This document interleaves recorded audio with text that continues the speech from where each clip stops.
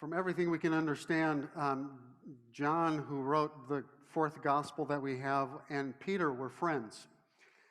And I sometimes wonder if Peter didn't read the manuscript of John's gospel and go, dude, you're throwing me under the chariot here. You don't make me look real good.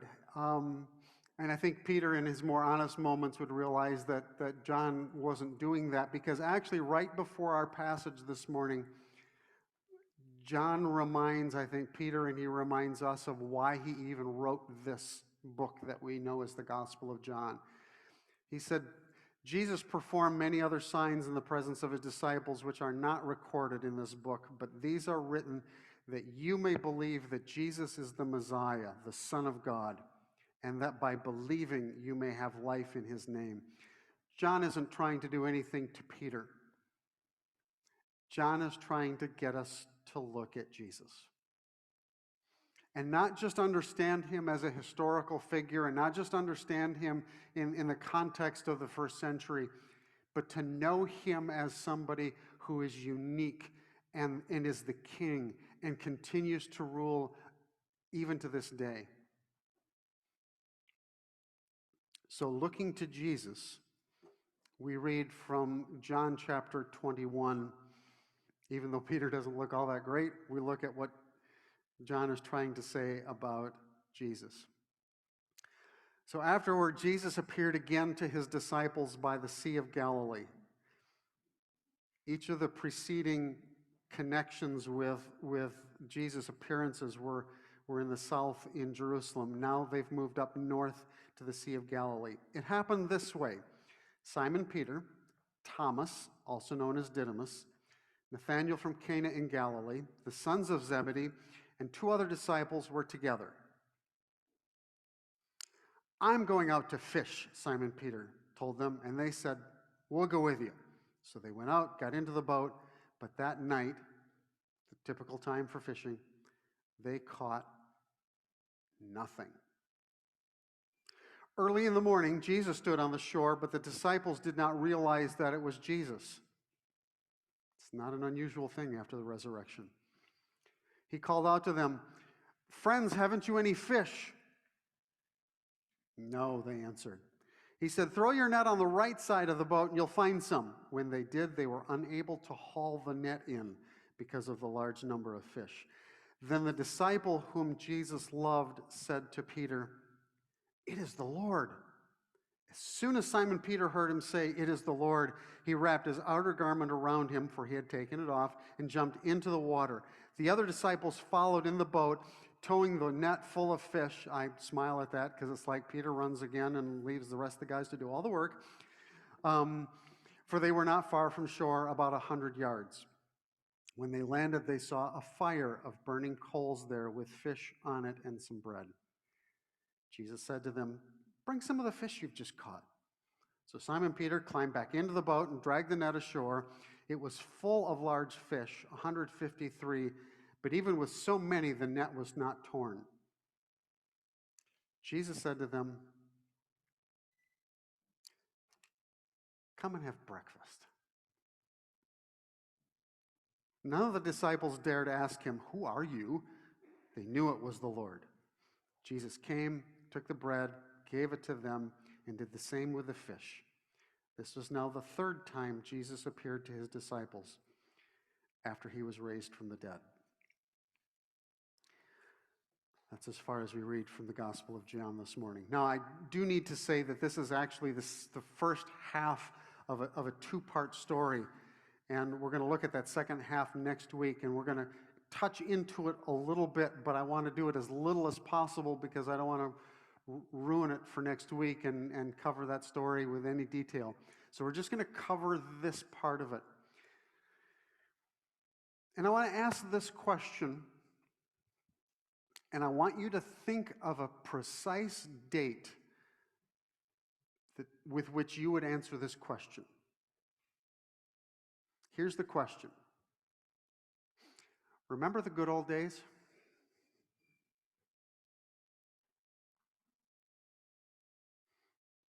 Now, I know you're looking at a 60-something-year-old guy and you're going, yeah, you and your good old days. Okay, guilty. I have dates in mind. But for some of us, the good old days might be 2019, pre-COVID. Oh, the good old days when we could, breathe on each other. Doesn't that just sound weird right now? Okay, the good old days. For some of us, the good old days are, and I'll speak a little bit myself here, pre 9/11. Mary and I traveled recently, and the changes that have happened to travel since 9/11 are, at the very least, inconvenient. It was nice when you could just go walk into the airport and walk down the gate and walk onto your airplane, and no one bothered other than to check your boarding pass. For some of us, the good old days are the 1980s or the 1990s. Or dare I even go back further and say the 1960s? The good old days. We are people by our very wiring that have a love of nostalgia. We kind of remember things that we look back on and go, ah. And if you don't think that's very possible or even very probable, I challenge you to go and talk to the people at Disney. They are masters in recreating nostalgia. What? You think It's a Small World is an exciting ride?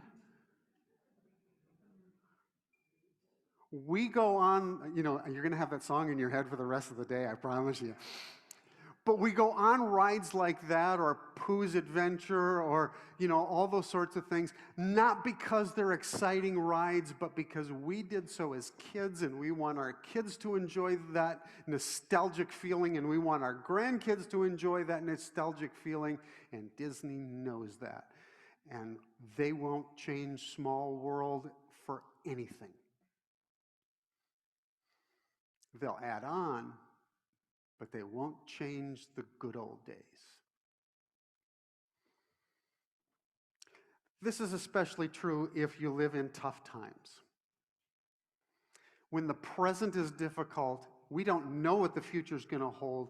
We go back to a comfortable moment in the past. And Peter was no different. I think this is a universal human characteristic where we look for something that was comfortable, we look for something that was familiar, something that we can do or something that we can live in, that just has a familiar sense, that feels like it's just like putting on a good, comfortable pair of jeans, and it just feels comfortable. Peter's world had changed so significantly in the last couple of months. He had been going for 3 years following this teacher from Galilee, and they've been learning things, and they've been seeing things, and they've been amazed by miracles. And in the last couple of months, they'd gone through not only his own denial, but they'd gone through betrayal, they'd gone through trial, they'd gone through Jesus' execution. Now they were dealing with his resurrection, and it was like those 3 years of walking together with Jesus was so wonderful, but now it's like he's not around anymore. So now what do we do? I don't know. What do you want to do? I don't know.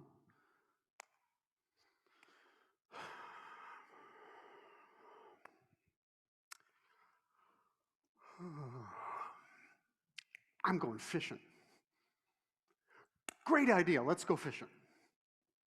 It's what we used to do. It was our job. It was our career. It's what we used to. We know how to handle boats. We know how to handle nets. We know where to look. Let's go back to those good old days. Let's go fishing. So they do. And the fishing was horrendous. I can relate. I would enjoy fishing a whole lot more if they'd called it catching. The mind-numbingness of casting and reeling does nothing for me. With these guys, it was nets. And they'd throw their nets out, and they'd pull the nets in, nothing. Throw the nets out, pull them in, nothing. throw them out, pull them in, and then the worst possible thing happened. This guy shows up on shore just as morning is about to break, and the fishing is about to end anyway because you don't catch once the sun comes up. And this guy from shore yells out, so, "Hey guys, how's the fishing?" Catch anything? No. And then this amateur from shore has the guts to say, "Throw your net out on the other side." Are you kidding me? You think we don't know what we're doing? I used to work as a bicycle mechanic, and we used to have this joke in the back room when we were working on bikes that there was a certain set fee for working on bicycles. Add $5 if you'd already worked on it. Add $10 if you want to watch. You know, there's always these self-proclaimed experts. Peter, James and John, Thomas, they knew what they were doing. These had been professional fishermen. They knew the waters, they knew the fish, they knew their nets, they knew this boat, and this rank amateur stands on shore and says, "Hey, throw it out the right side, go starboard." Yeah, okay. One last time, guys.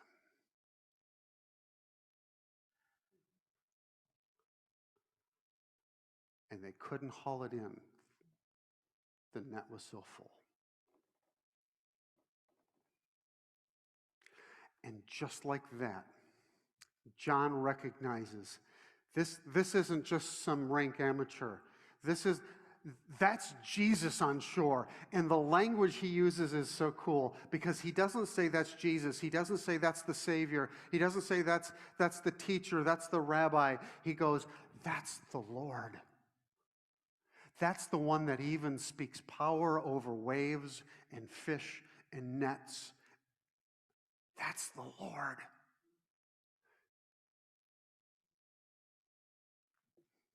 It wasn't unusual for them to basically be fishing essentially in their underwear because you'd get wet and dirty and that sort of a thing. So they're out there in their skivvies, and Peter throws his outer garment on, jumps into the water, heads out. Now don't forget, they're 100 yards apart, so it's probably not a big surprise that they didn't recognize Jesus, but it makes the miracle all the more amazing because Jesus couldn't see the water. He couldn't see where the fish were, but he knew where they were.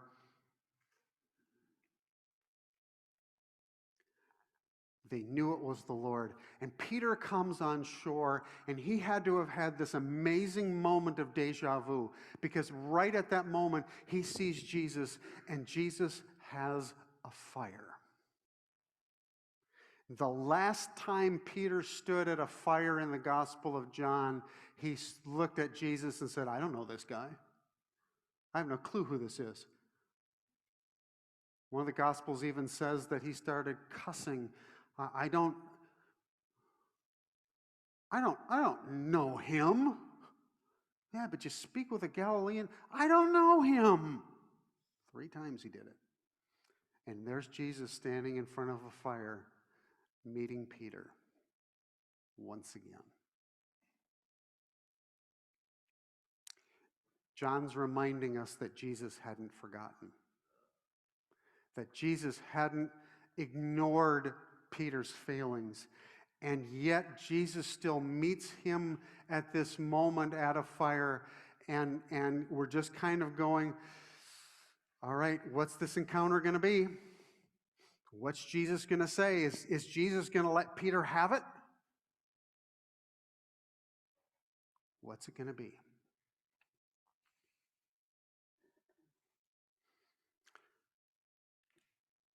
And Jesus just has breakfast. You know, the 2 things he only says are, "Bring some of the fish you caught and come have some breakfast."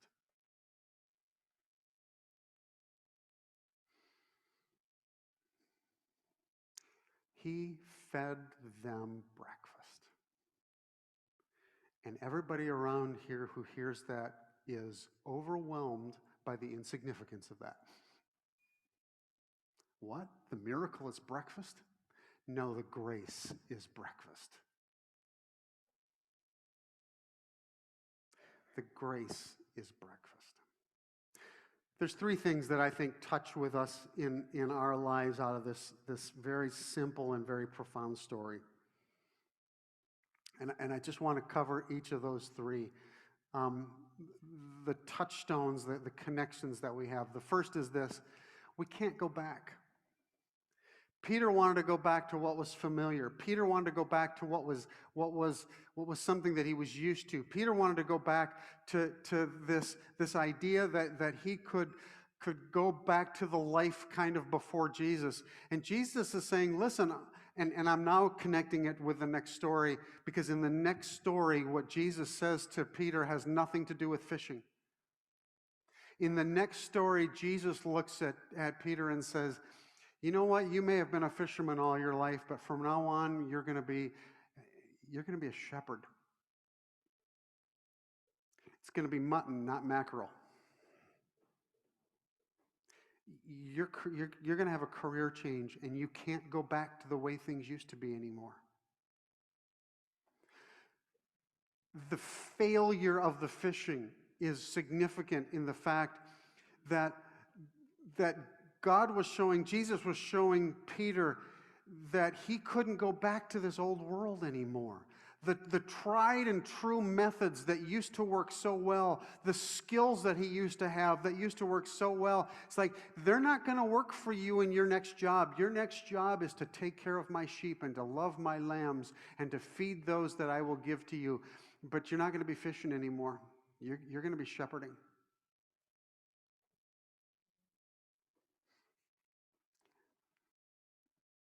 I wonder sometimes in our conversations if we're too concerned with going back to normal and not concerned near enough to going forward in the new life that God has laid out for us, even if it's uncertain, even if it's unknown, even if it's confusing, even if it's difficult.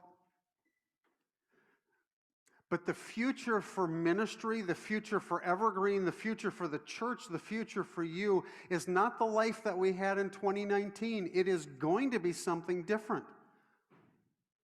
It is going to be something unique. It is going to be something that in my lifetime, it's already something that I've never seen in my lifetime. But going back to the methods of 2019 are not going to help us in 2022. We cannot go back. It's interesting that even in the book of Ecclesiastes, there's this wonderful verse that says, don't say, why were the old days better than these? It's not a wise thing to do. We don't live in 2019. We don't live in 2001. We don't live in 1994. We don't live in the 80s. We don't live in the 70s. We don't live in the 60s. We are living in the present, moving forward, and there's no going back. Now, I don't mean that to be an uncomfortable or a depressing thing. I mean it to be an encouragement. I mean it to be that if we're confused and if we're struggling and if we're going, man, I'm not sure what tomorrow's going to hold, and I'm not sure what the rules are going to be, and I'm not sure what the expectations are going to be, I'm not sure what it's going to look like, we're in good company. The world has seen, and the church has seen, and believers in Jesus Christ have seen these changes for at least 2,000 years, and we have been willing to accommodate our methods, and we've been willing to change our strategies, and we've been willing to change the way we do things, because the message of Jesus and the core of following Jesus never changes. How we do it does.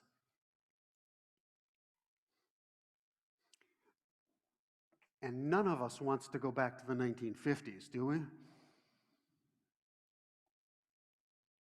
In the same way, I don't want to go back to 2019. I want to find new and challenging and wonderful ways of serving and following Jesus as a shepherd, no longer as a fisherman. We can't go back. There's a myth of this golden past that is not for us anymore. It is the future that God is calling us to, maybe even a new present that God is calling us to. So that's first. There really is no going back. Second, it's really interesting how the passage uses the exact same word when they were catching nothing in their nets. They went out and got into their boat, but that night they caught nothing. It's the exact same word Jesus used in John 15, verse 5, where he says, apart from me, you can do nothing. I wonder if there's a part of this passage in which there is something about our own expertise that the area where we're experts, the areas where we're really good, the areas where that's our really powerful sweet spot, that this is, in a sense, reminding us that there are even limits to that. Oh man, that's just what I'm really good at. And I'm going to use Peter here. We were just really good at fishing, and they came up with nothing. See, I really think that God can use our strengths. I think God can use our strengths in remarkable ways, but God's power really shows up in our weaknesses. God's power really shows up when we can't. God's power really shows up when we're truly honest about what we're unable to do and what we're incapable of doing, and that we need him, because even God's weakest point is better than our strongest point. And God's strength is just amazing. One of my favorite passages is Paul when he's talking about his ministry. And I always think of the Apostle Paul as being this articulate, powerful, strong, incredible debater. And he says to the Corinthians, when I showed up at your place, I didn't show up with wise and persuasive words. I came with fear and trembling. I came stuttering. But it's better that way, because I don't want your faith to rest on the expertise of human beings. I want your faith to rest on God's strength. My friends, if our church life and our faith life rests on the expertise of human beings, we are building matchstick houses. We are building houses on sand. We are building houses that have no foundations whatsoever. Our faith rests not on the ability or the expertise of human beings. Our faith rests on the power and the goodness of Jesus Christ. And I love that their sweet spot got spoiled, and they needed to get pointed back to Jesus. Without Jesus, we can do nothing. Third, Jesus seeks Peter and the rest of them with amazingly simple grace. If I had wanted to script the story, it would have looked a little like this. Peter would have come up on shore. Jesus would have been standing there next to the charcoal fire with his arms crossed, going like this. So, Peter, fire, you, me, remind you of anything? We got some stuff to talk about, Mr. I didn't know him. Jesus does none of that. Even later, he doesn't even do that. He never verbalizes, you let me down. He never verbalizes, you abandoned me. He never verbalizes, and I'm going to use strong words here, I'm ashamed of you, Peter. He never says that. Instead, what he does is he sees Peter come up. He doesn't even say, hey, Peter, the rest of the guys are doing all the work on their own. Go and help them. Either all of you come in or none of you come in. He doesn't say a single negative word to Peter. He simply says, oh, hey, I made breakfast. Come and have an egg McMackerel. come and have come and have something to eat. You guys have been working all night. You gotta be hungry.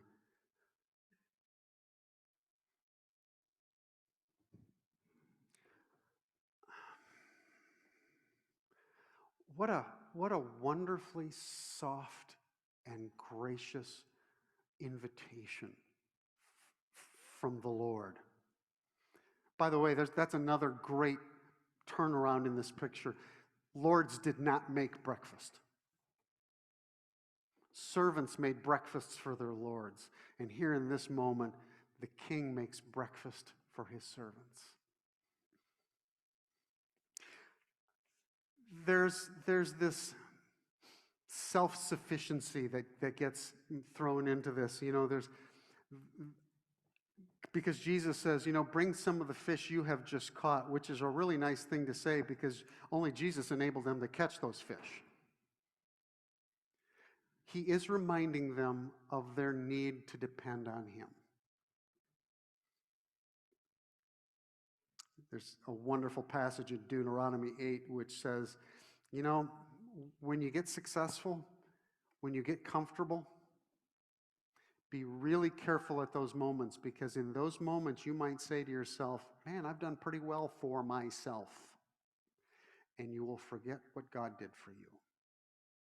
Be real careful. And Jesus is just lovingly and reminding them that even their breakfast came from him. I love the fact that it's not this formal, now let's sit around on a table and I will break bread for you and we will have communion once again. There's none of that formal religious stuff that's in there. This was just breakfast. And Jesus shows up in that simple, quiet moment.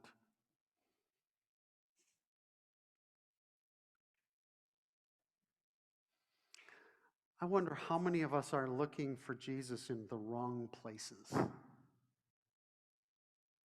In the big events, in the big spectacular moments of life. What if we started looking for Jesus a little bit more during breakfast?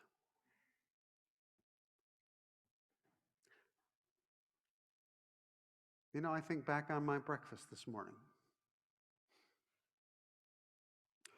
I made it. That's one perspective. God provided it. That's another perspective. Every morning is a gift from God. Every morning is Jesus showing up in the lives of his people to say, everything you have is from me. And regardless of what you may have done yesterday, and regardless of how today might go, regardless of where you might make a mistake, and regardless of where you might do something really amazing, regardless of where you go, I will still love you. I will still pursue you. I will still look for you, but you might have to look for me at breakfast.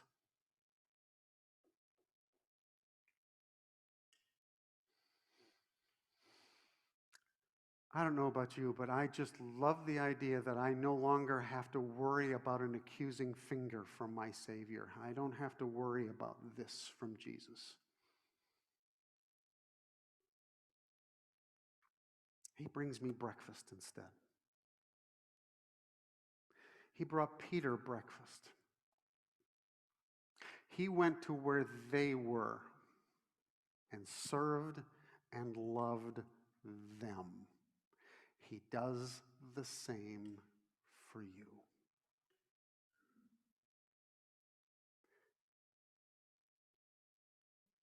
The title of this message was Peter is Sought.